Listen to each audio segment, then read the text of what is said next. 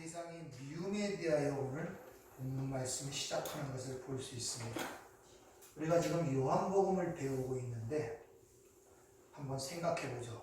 1장부터 12장까지는 표적의 책이라 그래서 하나님께서 어떤 표적을 주십니다. 즉 메시지를 던지는 것이죠. 어떤 기적을 통하여 메시지를 던지면 그들이 그 기적을 보고 올바르게 메시지를 받는 것이 아니라 오해를 합니다.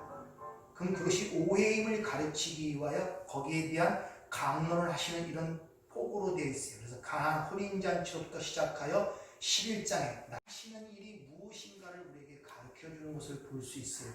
13장에 이르러서는 주님의 자신의 십자가의 죽으심을 얘기하는 과정 속에서 그것이 무엇인가를 가리키기 위하여 우리가 잘 아는 세족식을 행하시죠. 그 와중에서 그걸 깨닫지 못하고 유다가 예수를 팔려고 밤에 나가는 모습과 주님을 세 번 부인할 것을 말씀하시는 주님의 모습이 거기 기록되어 있고 그걸로 암울한 것이 나타납니다.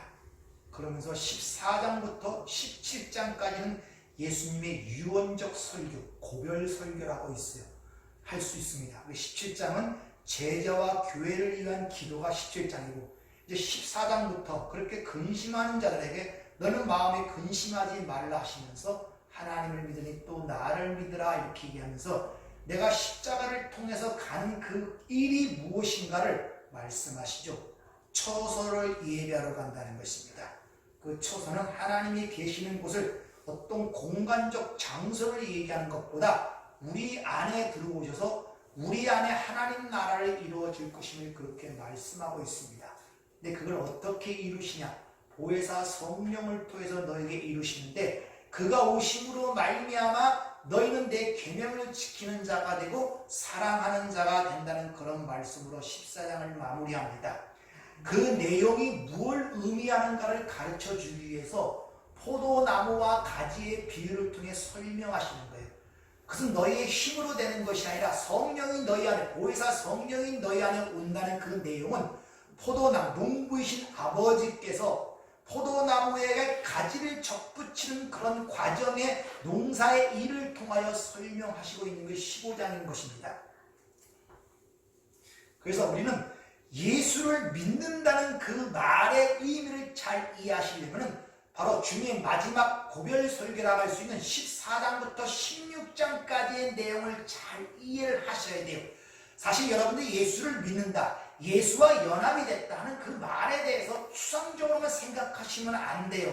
그래서 하나님께서 바로 포도나무와 가지의 접붙임을 받는 포도나무와 가지의 비유를 통하여 그것이 어떻게 이루어지고 어떤 결과를 낳게 될 것인가를 지금 자세히 설명하는 과정 속에 있다는 것입니다. 그 하나님께서 접붙임을 통한 그 가지를 통해 맺기를 원하시는 열매를 지난주에 뭐라고 말씀드렸습니까? 사랑이라고 했죠. 아카페, 사랑. 기억 안 나십니까? 사랑. 그 아카페라는 단어는 헬라에서 사용된 적이 없는 새로운 단어를 사용함으로 말미암아 그 맺기를 원하시는 그 사랑이라는 열매는 우리 세상에서 생각하는 감정적이고 열정적이고 동정과 연민이 있는 그런 종류의 사랑이 아님을 가리켰습니다.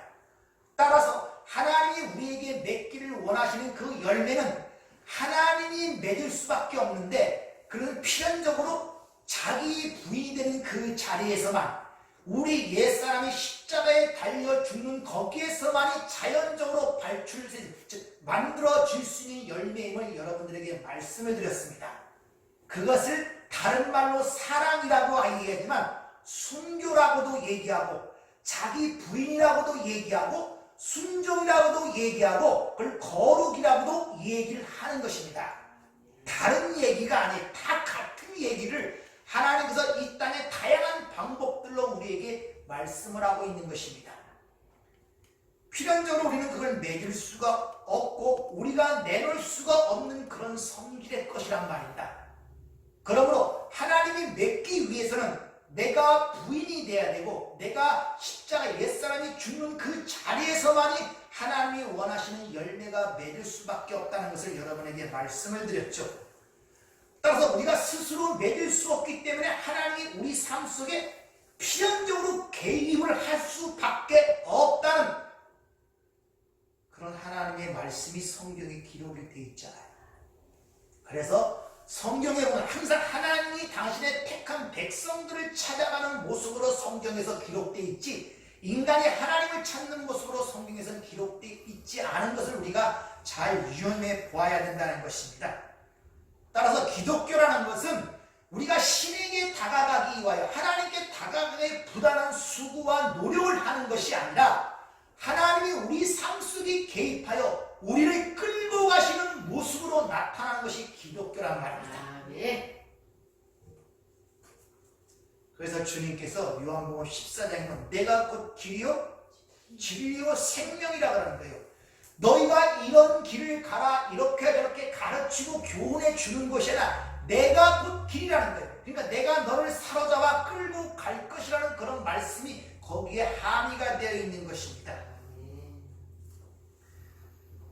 그런데 그렇게 하나님께서 우리 삶에 개입이 되어 우리를 사로잡아 끌고 갈 때 우리 측에서 나타나는 증상들이 뭐냐? 그게 고난으로, 환난으로 나타내고 인지가 된다는 거예요.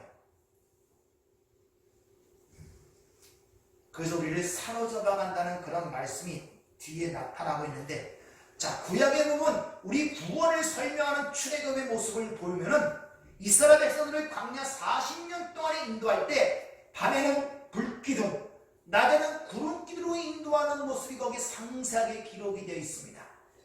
그들이 어디로 갈까 맨날 공부하고 연구하는 것이 아니라 낮이든 밤이든 그 불기둥이 머무는 곳에 1년이고 2년이고 그대로 머무는 거예요.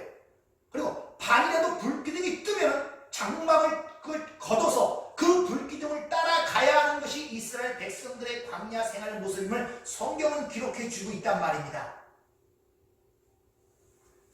따라서 기독교라는 것은 하나님이 우리의 삶 속에 개입하여 우리 인간의 스스로 내놓을 수 없기 때문에 하나님이 그걸 만드시기 위하여 우리를 사로잡아 끌고 가는 그 모습이 우리 삶 속에는 그게 고난이요 환난으로 그게 인지되고 나타날 수밖에 없다는 것입니다.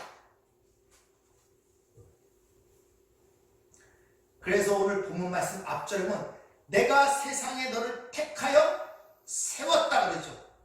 너희가 나를 택한 것이 아니요 내가 너희를 택하여 세웠다는 것입니다. 그러한 장소에 너를 두었다는 것입니다. 훈련의 장소에 너희를 뒀다는 것입니다. 그것이 요한계시록 12장에 보면은 그 교회를 상징하는 여인을 독수의 두 날개로 업어 광야로 인도하여 한때 두때 반때를 양육한다 그래서 그 장소에 세우신 거예요. 왜? 자신의 뜻, 우리가 하나님이 원하시는 열매를 맺기 위한 자로 만들어 가시기 위하여 이를 통하여 우리가 항상 기억해야 될 것은 그렇게 하나님이 우리에게 맺기를 원하는 사랑의 열매를 맺어지고 우리가 성숙한 신앙으로 되어져 가야 되는데 반드시 하나님도 그렇게 만드실 것인데 이상한 문제가 고작 오늘 본문만 갑자기 세상의 미움이 거기서 드러나요.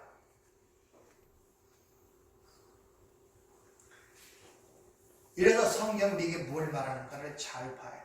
즉 하나님이 원하시는 성숙한 사랑이 하는 사람으로 섬기는 자로 우리가 성숙되어지 갈수록 세상이 우리의 성도의 삶을 모습을 보고 변화를 받아 감동을 하는 것이 아니라 오히려 세상의 미움을 받는 상황으로 지금 우리에게 설명을 하고 있단 말입니다.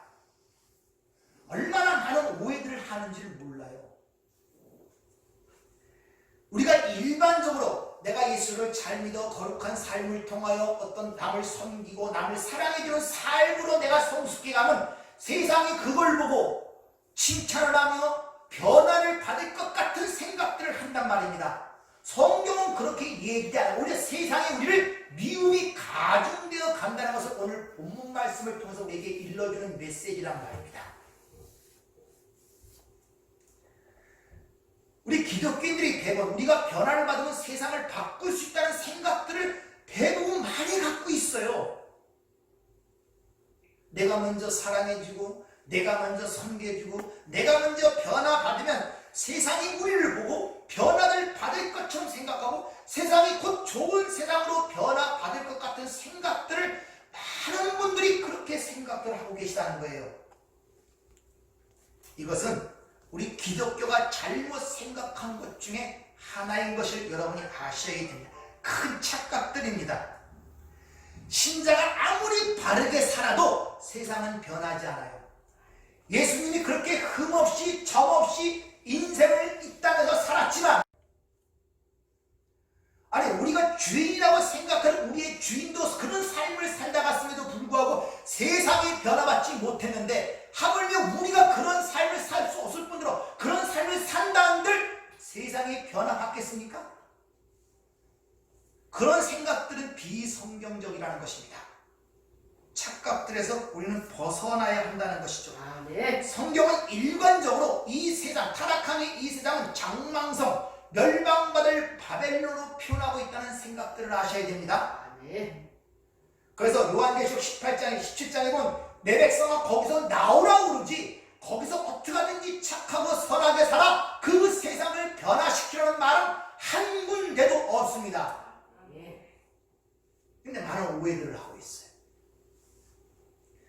흔히 이런 구절 갖고 오해를, 마태복음 5장의 8절로 시작되는 산상수림은 너희가 세상의 빛이다, 세상의 소금이다, 우리가 세상의 소금같이 빛같이 살아서 세상을 그렇게 평화스럽고 하나님 나라를 만들어야 된다는 생각들을 많이 머릿속에 갖고 있고 그런 가르침들을 받았단 말입니다.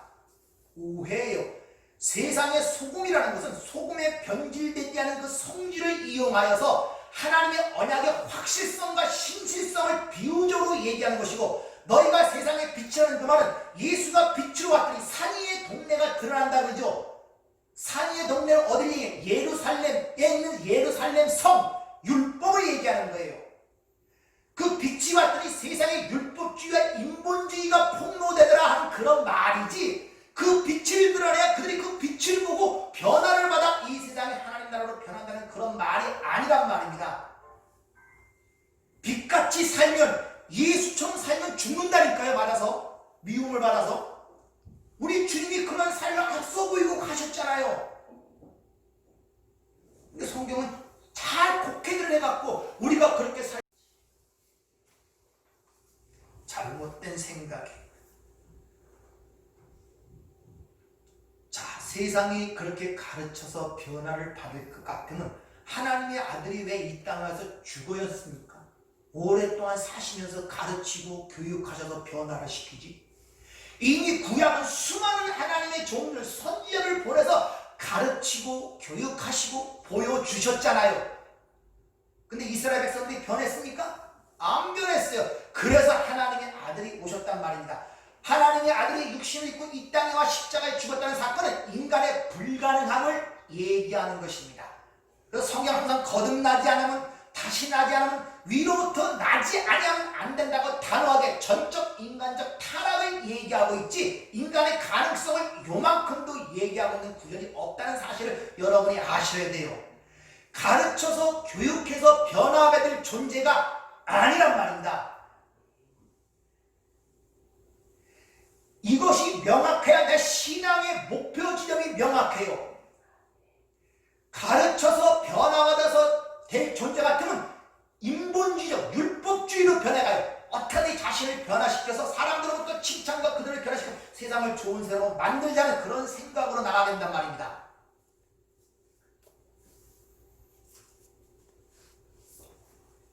성경도 얘기하고 있지 않습니까? 의인은 없나니? 죄 중에 잉태되고 죄악 중에 출생되었다. 여러분의 신분과 출생이 그렇단 말입니다. 인간이 할 수 없는 부분이 뭐냐? 신분과 출생이에요. 내가 손씨집안에 태어나고 싶고 손씨집에 태어났습니까? 그 인간의 힘으로 합니까? 안 돼요. 내가 지금 2050년, 2020년에 태어나고 싶고 태어납니까? 출생과 신분은 인간의 힘으로 될 수 없는 문제란 말입니다. 불가능하단 말입니다. 그래서 구원이 인간의 힘으로는 불가능한 거예요. 전적인 타락이라 그러니까 무슨 맨날 살인만 하고 도둑질만 하고 뭐 그런 개념으로 생각하지 마시라니까요. 인간의 힘으로 출생과 신분을 바꾸는 것은 불가능하단 말이에요. 그래서 전적 타락이라고 하는 거예요.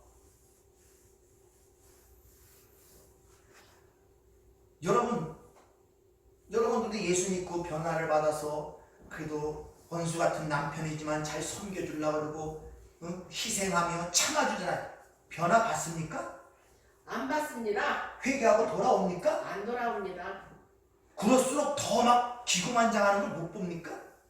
근데 무슨 삶이 변화돼갖고 사람들이 변화받고 돌아온다는 그런 생각들 갖고 내가 잘 믿고 어떻게 변화받아 세상이 변화받는 그런 생각 착각들을 하고 있냔 말입니다. 성경은 단호하게 오늘 바로 얘기하기를 세상이 너를 미워하게 된다는 거예요. 그렇게 변화갈수록 구별이 더욱더 확실되기 때문에 그들로부터 이방인 취급받고 낯선 나라의 사람으로 취급받기 때문에 경계심을 갖게 되고 그들로부터 오히려 대적을 받게 된다는 것입니다.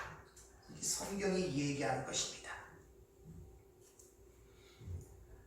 자, 그럼 이런 질문이 드러납니다. 우리가 그렇게 삶이 변화돼도 세상이 변화받지 않는다면 왜 우리가 그렇게 신자다운 삶을 살아가고 노력을 하고 애를 써야 됩니까? 하는 질문이 안 나옵니까? 그럼?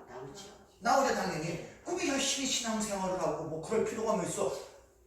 지금까지 그런 식으로 살아오셨기 때문에 그래요. 진리를 잘못 보고 있었던 거예요. 그럼에도 불구하고 우리는 신자처럼 살아야 되는가? 그건 당연하죠. 왜? 우리의 소속이 이 땅에 속해 있지 아니하기 때문에 그래요. 네. 즉 우리가 예수에게 속한 자, 하나님으로부터 선택된 자이기 때문에 세상 사람들은 세상의 방식을 따라 세고의 사고방식을 따라 세상의 원리를 따라 살아감으로 세상에 속한 자임을 보여주잖아요. 다시 말하면 이 대한민국 사는 사람은 대한민국의 법과 원리와 원칙에 따라 살아감으로 이 나라에 속한 사람임을 보여주잖아요. 그 우리는 이 세상에 속한 자가 아님을 보여주기 위해서는 이 세상의 원리와 삶의 목적으로 살아가면 안 된다는 것입니다. 필연적으로 이 세상에 속하지 있지 아니함을 보이기 위해서는 우리는 하나님의 방식을 따라 하나님의 원리를 따라 살아가려고 애쓰고 노력하는 것입니다. 그걸 통해 남을 변화시키기 위함이 아니라 그런 과정 속에서 아무리 인간이 선하게 얘기를 하고 사랑해도 섬겨도 변화되는 그런 모습, 안 되는 그런 세상의 모습을 보면서 하나님의 은혜가 입어야만이 사람은 변화받고 돌아올 수가 있구나를 절절하게 깨닫는 것입니다. 네. 그래서 우리가 은혜로 인하여 구원받는다는 말이 성경에 그렇게 나타나는구나. 네. 이걸 깨닫는 거예요.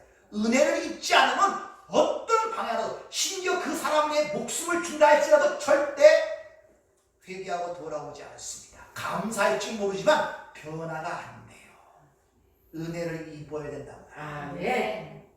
그 여러분의 삶 속에 그런 삶의 모습을 보면서 배우는데 하나님의 은혜를 입어야 되지 내가 변한다고 되는 것이 아니란 말이에요. 인간의 교만이 거기 있는 거예요. 내가 좀 더 잘하고 섬겨주고 변화받아서 좋은 어떤 삶의 모습과 성인적 모습을 보여주면 그 사람이 그 삶의 모습을 보고 회개하고 돌아오고 변화받는다는 잘못된 착각을 하고 있단 말입니다.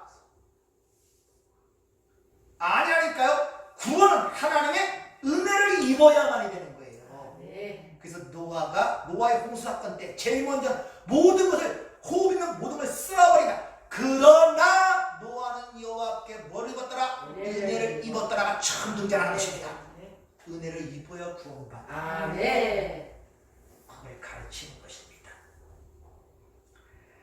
따라서 우리는 세상과 다른 생각을 가지고 다른 목적지를 향하여 또 다른 삶의 원리로 다른 삶을 추구할로 살아갈수록 우리는 세상과 구별된 삶이 보일 수밖에 없기 때문에 그들은 우리에 대해서 낯설게 느껴지고 이방인처럼 느껴지기 때문에 미움과 적대시하는 것이 점점 강해지는 것입니다. 뿐만이 아니라 밖에서 뿐만 아니라 우리 내 안에 죄로 인한 오염된 몸을 갖고 아직 살고 있잖아요. 여러분 시간이 있으면 노아서 7장 같은 것들을 자세히 한번 읽어보세요. 그 엄청난 갈등과 싸움이 밖에서 일어나는 것이 아니라 우리 안에 일어난다는 걸 절절하게 깨닫습니다. 사망의 몸, 죽음의 몸이라고 표현하는 이유가 바로 죄에 대한 오염이 남아있기 때문에 항상 우리는 선택과 판단할 때마다 올바르게 선택하고 판단하는 것보다 갈등과 고민이 반드시 거기에 돌출되게 되어 있단 말입니다. 왜? 아직도 죽지 않은 나의 오염된 모습 속에서 나를 위해 선택하고 판단하고자 하는 외침과 새 사람으로 인하여 성령으로 인하여 하나님 쪽을 선택하고자 하는 마음과 충돌이라는 걸 항상 느끼게 된단 말입니다. 이게 고통이란 말입니다. 아무런 갈등과 고민 없이 어떤 것을 선택하면 얼마나 쉽습니까, 삶이. 그러나 뭔가를 선택하려면 항상 갈등이 생겨요. 고민을 하게 된단 말입니다. 왜? 우리 안에 죄에 대한 오염이 남아있기 때문에. 그 문제를 갈라디아서 5장 17절에 육체의 소욕은 성령을 거스리고 성령은 육체를 거스리나니 이 둘이 서로 대적함으로 너희 원하는 것을 하지 못하게 하려 함이니라. 그러니까 그런 미움, 세상에 대한 미움은 단지 밖에서만 일어나는 것이 아니라 내 안에서도 그런 미움을 경험할 뿐만 아니라 심지어 이 모여있는 교회라는 공동체 안에서도 경험하고 세상 안에서도 그것을 경험하게 된다, 이런 말이에요. 내 자신의 어떤 그런 모습을 보면서 내 자신이 미워할 때가 없습니까? 미워질 때가 없습니까? 내가 하나님을 믿는다면서 원수 사랑하라고 그랬는데 어떤 선택을 할 때마다 왜 이 선택이 분명히 해답을 알고 있음에도 불구하고 그것이 나에게 해가 되기 때문에 그걸 찾지 못하고 자꾸 이 핑계 저 핑계 되면서 다른 방법을 찾는 자신의 이런 취약한 모습들이 안 드러납니까? 그럴 때 내가 미워지지 않아요? 거기서 미움을 경험하는 거예요. 교회 안에서도 마찬가지예요. 서로 한 몸이고 한 지체라는데 눈꼬실 때가 있고 하는 것이 못마땅해 보이고 미움이 생기잖아요. 아니 우리는 한 몸인데 내가 왜 저를 자꾸 미워하면 이런 게 도대체 어디서 나오지? 그런 자신이 미워질 때가 없습니까? 바로 그런 걸 통하여 우리는 경험을 하게 되는 거예요. 내 자신도 보이는 세상의 공동체도 이 세상도 그래서 계속적으로 미움을 경험하게 된단 말입니다. 자, 그럼 우리 삶 속에서 어떤 모습들이 드러나기에 세상이 우리를 그렇게 미워하게 되나, 구체적인 변화되는 모습이 무엇인가를 한 번씩들 오는 이 시간에 한번 생각해보는 시간을 갖도록 하겠습니다.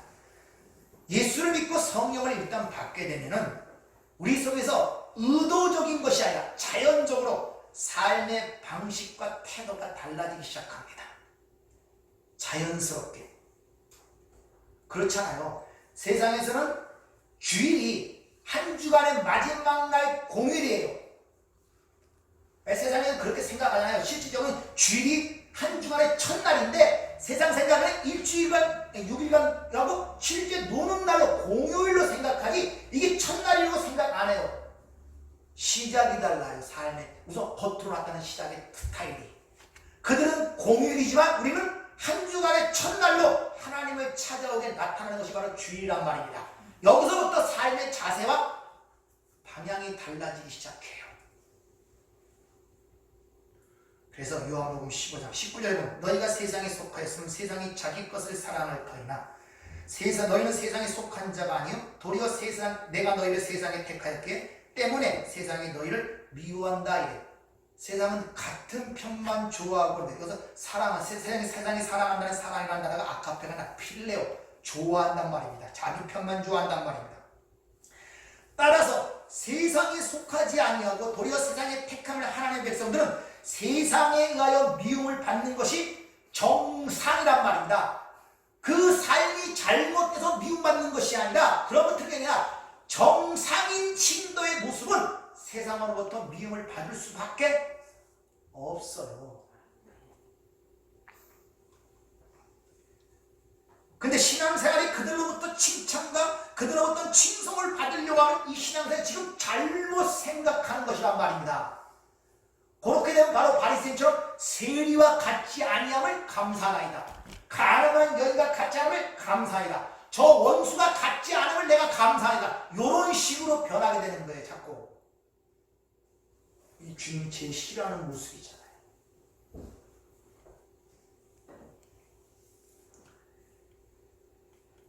물론 세상에서 그렇게 차별화되고 보이는 그런 열매들은 귀중한 열매입니다. 근데 우리의 삶의 모습, 그런 모습이 보이지 않을 때가 너무나 많잖아요.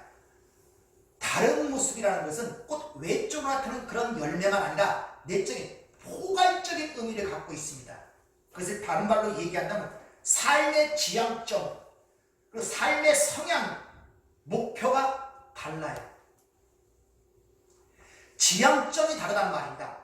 같은 일을 겪더라도 이 사람이 생각하는 목표 지점과 믿는 자가 생각하는 목표 지점이 다르단 말이에요.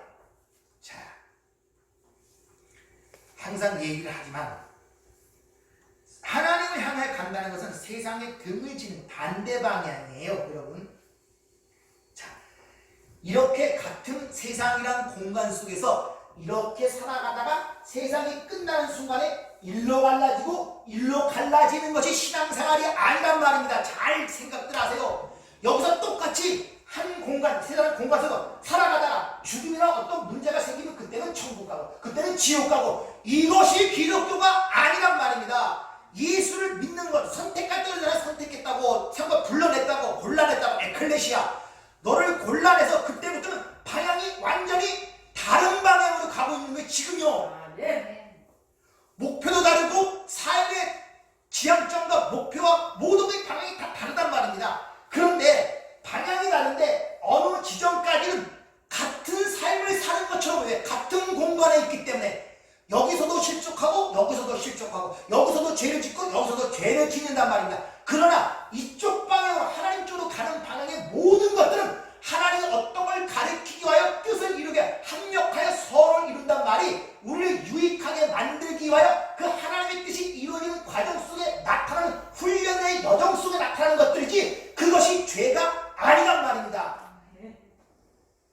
그러나 이쪽 방향으로 가는 사람들은 거기서 지들끼리 정해놓은, 지들끼리 합의해놓은 어떤 선행적, 도덕적, 윤리적 행위를 낸다 하더라도 그건 다 죄란 말입니다. 다른 방향으로 가기 때문에, 다른 목표로 가기 때문에 그게 하마르티아, 죄라는 뜻이란 말입니다.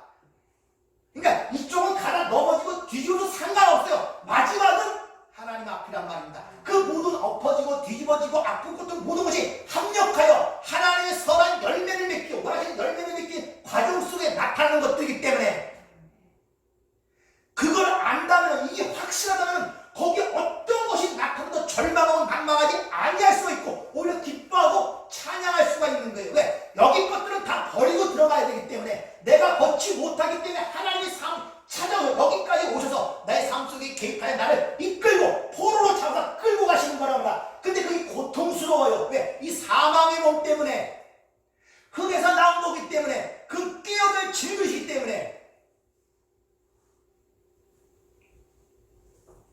근데 똑같이 살다가 여기서 뭐 끝나면 그때 이주가 무조건. 천국은 너희 안에, 지금 예수가, 성령이 내 안에서 너희 안에 하나님 나라가 있는데 자꾸 여기서 하나님 나라가 전혀 맛보지도 못한 사람이 낯선 나라 하나님 나라에서 그게 기쁜 내 나라가 되겠습니까? 말도 안 되는 소리죠.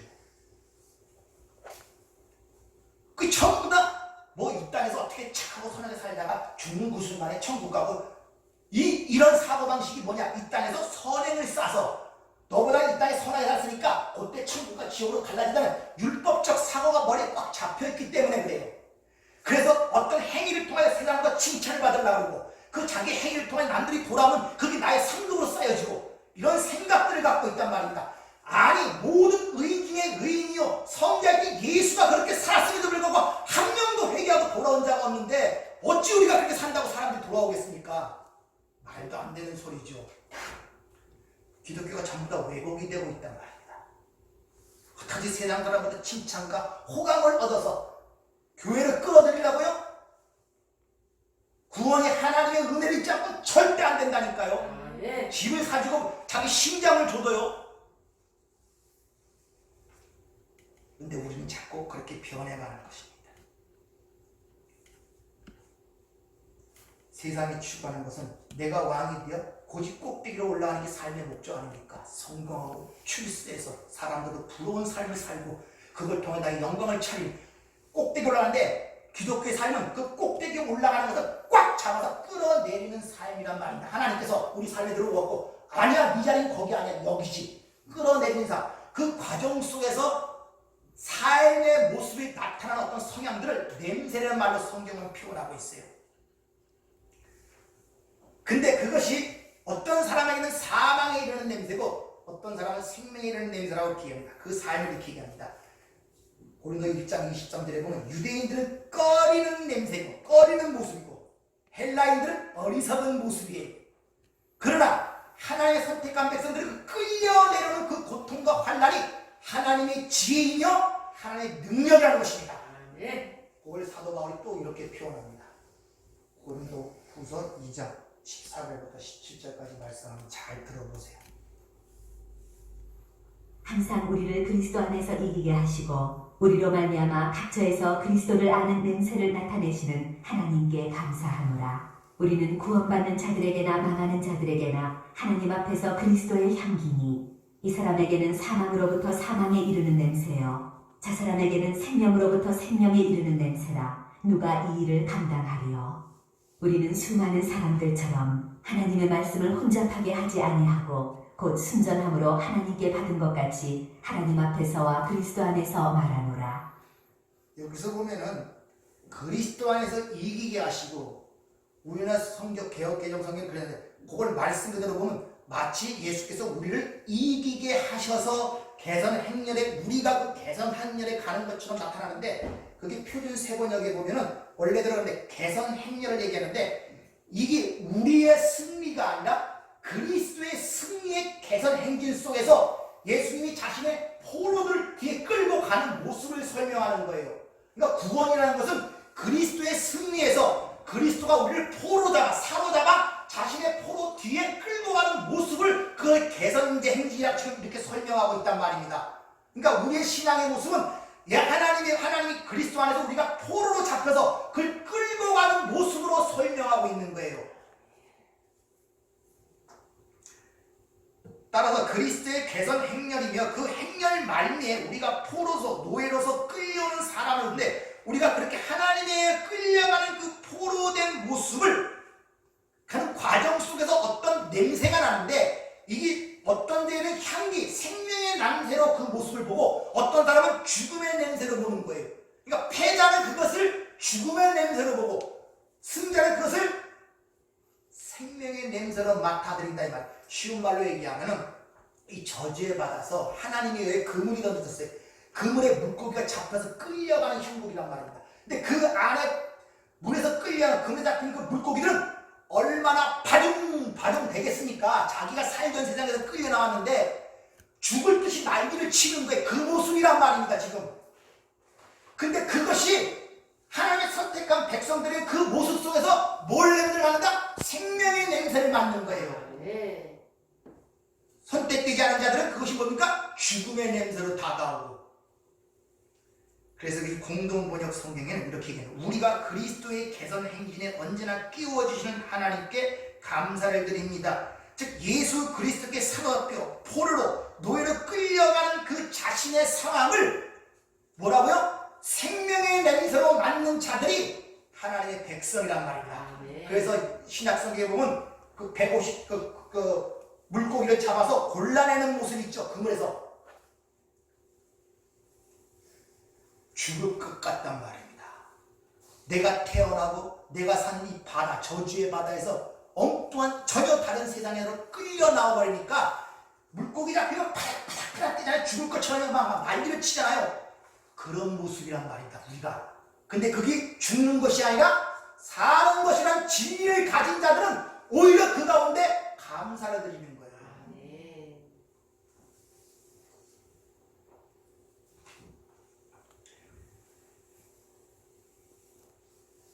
고대사에 보면은 승리한 장군들이 그 승리의 어떤 걸 보여주기 위해 뒤에 포로들을 끌고 옵니다. 쫙 노마의 어떤 그런 것들을 뒤에 쫙 끌고 와요. 그리고 끌고 오는 중간중간에 옆에서 향을 피우고 뭐를 뿌립니다.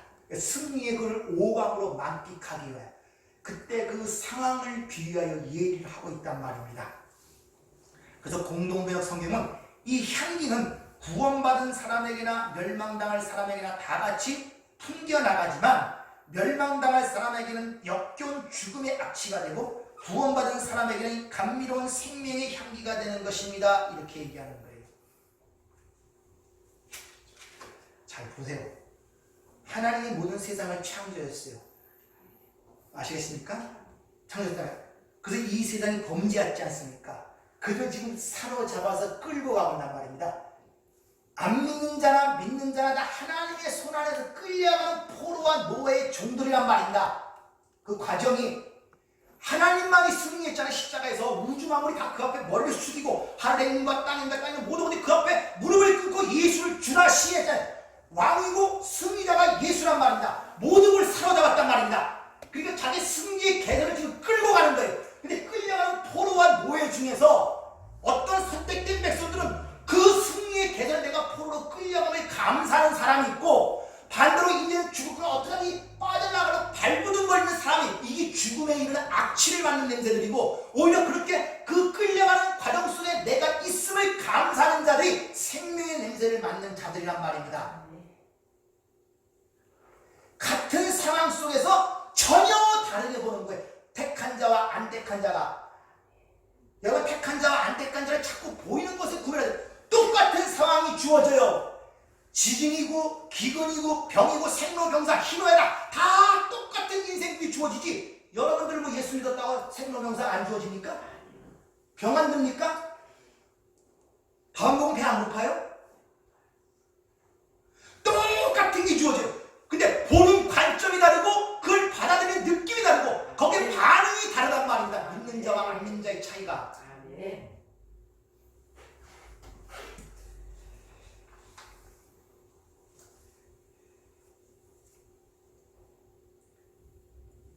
한 예를 들면은 세 사람이 사업을 동업을 했습니다.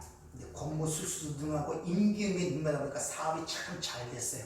돈도 많이 벌었습니다. 그러다가 셋 중에 한 명이 어떻게 예수를 믿고 예수를 영접하여 하나님의 백성이 되어버렸단 말입니다. 근데 당연히 이제 그 점 상관 뭔가 자꾸 달라지는 거예요. 내가 하던 일들이 남에게 피해를 끼치고 그 불법적인 일들이 잘못됐다는 게 자꾸 마음에 타볼 수밖에 없죠. 힘들 수밖에 없고. 그래서 이제는 그런 것이 헛된 것이고 이제는 올바르게 합법적으로 돈을 벌어야 되겠다는 생각을 갖고 두 친구에게 찾아가서 그 얘기를 했습니다. 그럼 그 친구가 그 얘기를 듣고, 야, 얘 예수 믿고 참 착해졌네. 우리도 한번 그렇게 벌 받고 그렇게 살자. 그렇겠습니까?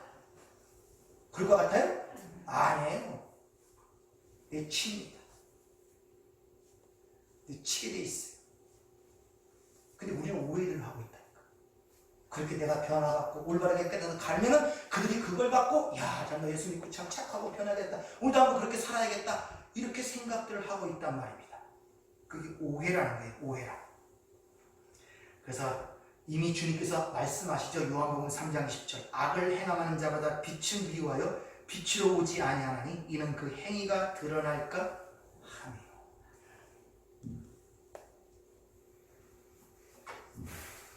물론 세상은 착하고 올바르게 사는 사람들에게 칭찬을 기하기도 하고 박수를 보내기도 합니다. 근데 잘 보세요. 그렇게 칭찬과 존경이 되는 그 사람이 자기의 삶에 해를 끼치거나 유익이 되냐 할 때 비난과 비판이 쏟아집니다. 남들 세금 또박또박 내는 것을 참 정직하게 산다 이렇게 칭찬하지만 실제 여러분 남편이 세금 또박또박 내면 참 미련한 자다 이렇게 하는 것이 사람의 특징이란 말입니다.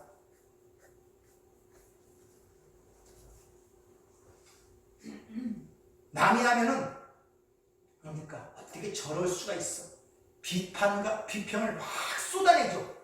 그러다 그 상황이 자기에게 닥치면 뭐 사람이 그럴 수도 있지 뭐 인지상정이지 뭐 이렇게 합리화시키는 게 추악한 인간의 모습인 걸 여러분이 아셔야 돼요. 아멘.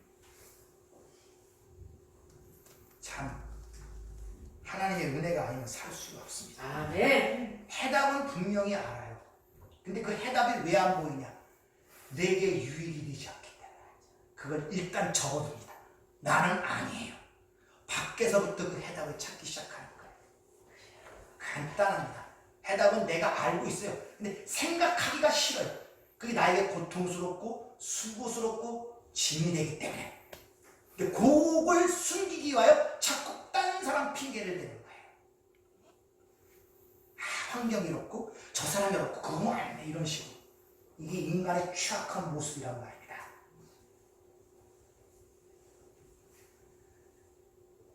좀 신앙이 있고 그런 분들은 말씀에 갈급함이 있어요. 복음을 알고 싶어 합니다.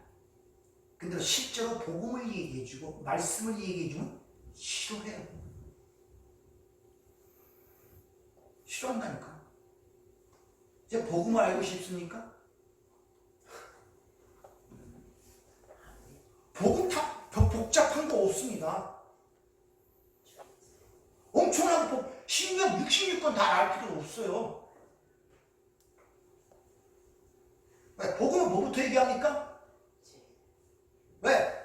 내가 죄를 불러온 것이 아니요?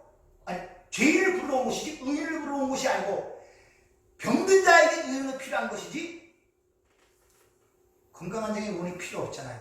그럼 예수만이 구원자라는 것을 그에게 필요성을 갖기 위해서 뭘 먼저 얘기합니까? 네가 병자이고 네가 죄인됨을 먼저 가르쳐야 된단 말이야. 이게 복음이란 말이니까 싫어요 그거.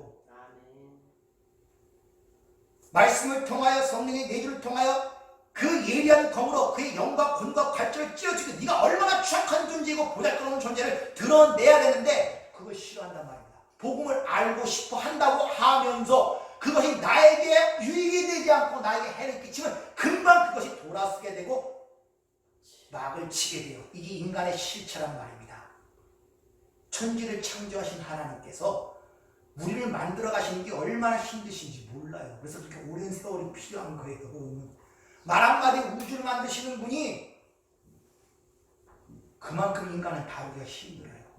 여러분은 왜 사람들에게 시험 받는 줄 아십니까? 인간을 모르기 때문에 그래요. 예수님이 자기 제자들 다 배신하고 있는데 왜 그렇게 시험 들지 않은지 아십니까? 인간 안에 있는 게 무언지를 알고 있기 때문에. 사람 안에 있는 게 무언지를 모르기 때문에 사람에게 실망하는 거예요. 여러분들.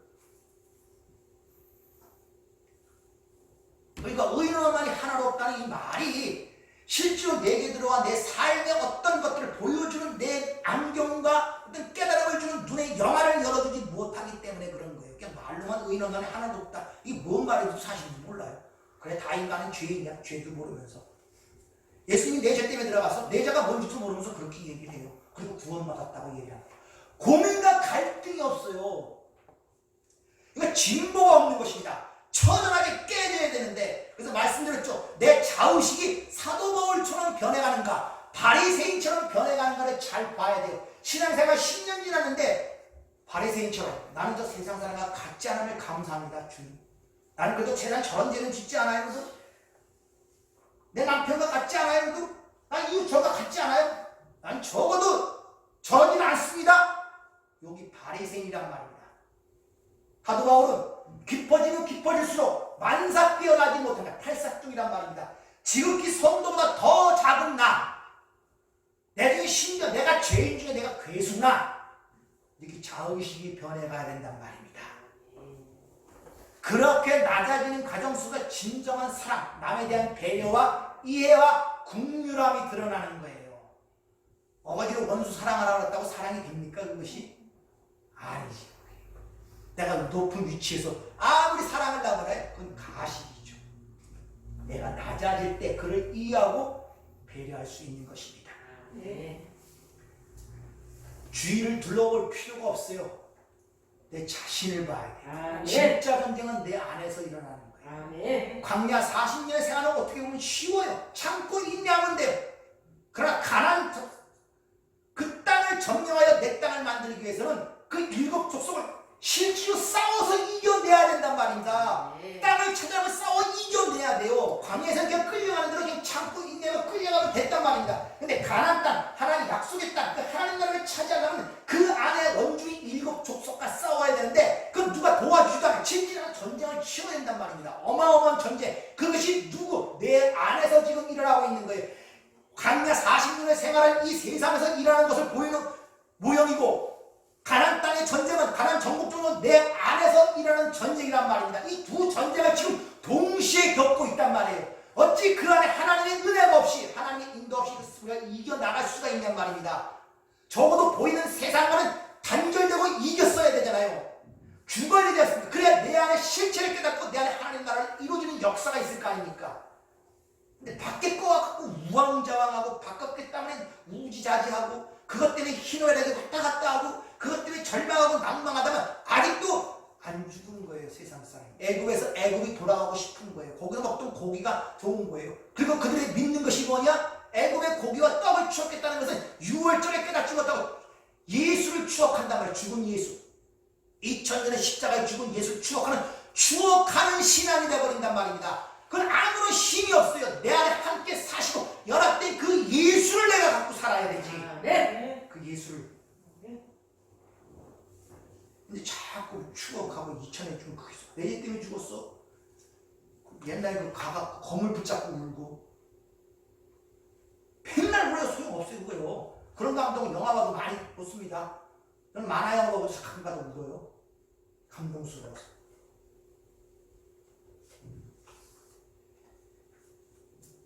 나의 추락한 실체가 우리 안에 진리의 성령, 그 성령에 의하여 강력하게 폭로되고 말씀이 예리한 검이 되어 우리를 찔러 쪼개는 가운데 있단 말이야. 내 실체를 깨닫게 되고 그 연없이 폭로가 될 때 바로 그 자리가 자기가 부인한 자리가 될 뿐만 아니라 이래서 예수의 십자가가 반드시 필요하구나. 예수의 죽으심의 필요성과 절대성을 꼭 붙잡고 주여 나를 기억해 주소서 하는 이런 얘기가 나오는 거예요. 십자가상에서 한 강도처럼 주님 오늘 주님 나라를 임할 때 나를 기억해 주세요. 근데 그 얘기를 보고 나는 그래도 강도처럼 살지 않았어. 다 기억하고 계실 거예요. 뭐도 하고 우리 바리새인이란 말입니다. 우리도 그 강도는 대표적인 거예요. 믿는 백성과 안 믿는 백성. 다 믿는 자나 안 믿는 자 세상에 강도짓 하다가 살아가는 거 살다가 죽는 거예요. 여러분 하나님이 만드신 소유 속에서 언제 하나님의 주의를 이용하고 그것을 사용했습니까? 전부 다 나를 위해 사용했지. 전부 다 절도와 강도란 말입니다. 다 그렇게 살아가지만 마지막 때 잡혀 죽을 때 그 예수를 기억하며 그 자유의 자신을 알며 주여 나를 기억해 주세요. 그 처절함과 그 국민함 속에서 구원을 받는 것이지 여기서 교회 건물 몇 개 세우고 전도 몇 명하고 어쩌고 이거 했다면 큰일 나는 거예요. 그거 기억했다간요. 그러니까 마태복음 25장의 마지막 양과 염소에 비해서 믿는 자 안 믿는 자 똑같은 일을 했어요. 안 믿는 자는 그걸 기억을 못하네. 믿는 자는 주님 내가 주님 옥에 갇혔을 때 돌아왔지 않습니까? 가난한 자 도와주지 않겠습니까? 근데 믿는 자는 언제 그런 일을 했죠? 이게 자기가 죽은 자란 말입니다. 근데 안 죽은 자는 꼬박꼬박 기억하고 있어요. 머릿속에 다 기억하고 있다. 내가 이런 일을 했지 않습니까? 저런 일을 했지 않습니까? 저보다는 나은 일을 했지 않았습니까? 이러다가 지옥 가는 거예요. 여러분들 자신을 잃으란 말입니다. 내가 산 것이 아니요 내 안에 그리스도가 사신 것이야. 그래서 우리가 포로로 끌려가는 과정 속에서 왜 우리가 세상이 우리를 미워하는 그 내용에 대해서 오후 시간에 좀 더 자세하게 그 말씀에 대해서 얘기를 하도록 하겠습니다.